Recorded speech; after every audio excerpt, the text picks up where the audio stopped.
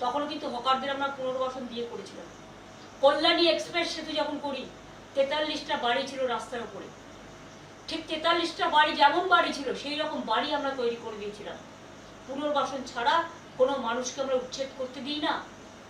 আর আপনারা আজকে গায়ের জোরে সব লুট করছেন, সব ভেঙে তছনছ করছেন, সব উধাও করে দিচ্ছেন, সরকারের লোগো পর্যন্ত উধাও করে দিচ্ছেন।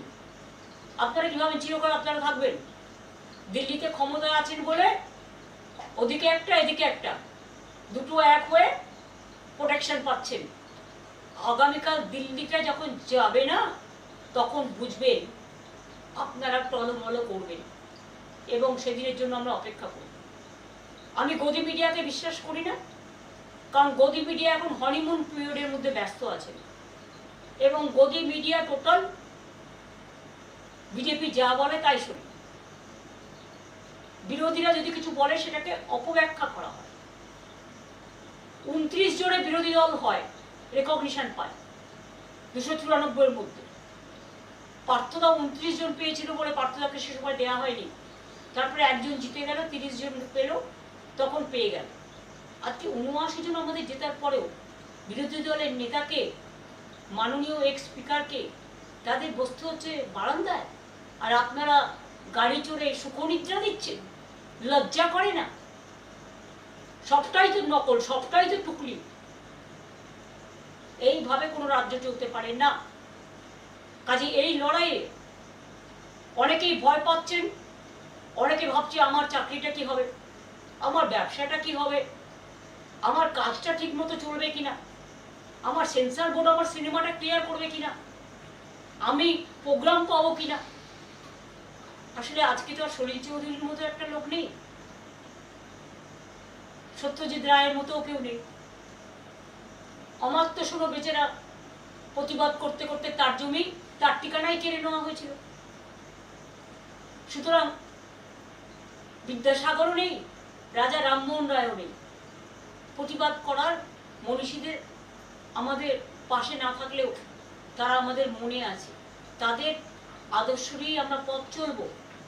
রামকৃষ্ণও নেই, স্বামী বিবেকানন্দও নেই, নকল গেরুয়াধারীরা চলে এসছে।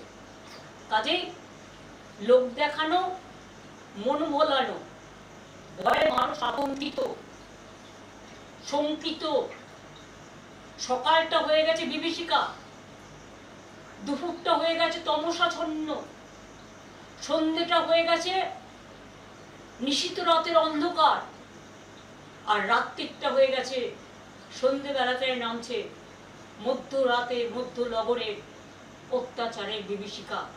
একদিকে বিজেপির অত্যাচার, একদিকে রাষ্ট্রীয় সন্ত্রাসের নামে প্রশাসনের যারা এই কাণ্ডগুলো করে বেড়াচ্ছে তাদের কাছে আমার একটাই আবেদন থাকবে, আমি আপনাদের বিরোধী নই, আমাদের সময়ও আপনাদের আমি কাজ করিয়েছি, কিন্তু এসব কাজ আমি করি না। মনে রাখবেন আপনারা কিন্তু আইনের রক্ষক। কয়েকটা দিন কোর্টে সামার ভ্যাকেশন চলছে, কোর্ট আবার খুলবে, সামার ভ্যাকেশনেও ভ্যাকেশন বেঞ্চ থাকবে। ভাবছেন সবটাই ম্যানেজ করে চলবে? তো অপেক্ষা করুন।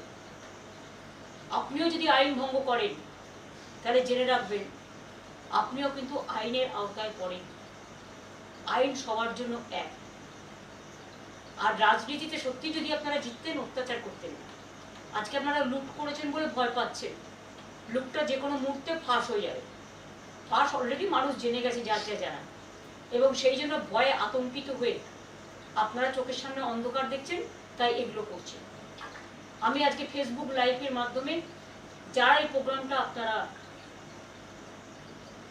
ওয়াচ করছেন, বা আগামী দিনে যদি আমায় কিছু বলতে হয় আমি ফেসবুক লাইভের মাধ্যমেই বলবো, সেটা আপনাদের আমি আগে জানিয়ে দেবো। আজকে একটু জানাতে দেরি হয়েছে, আমি আপনাদের আগেই জানিয়ে দেবো।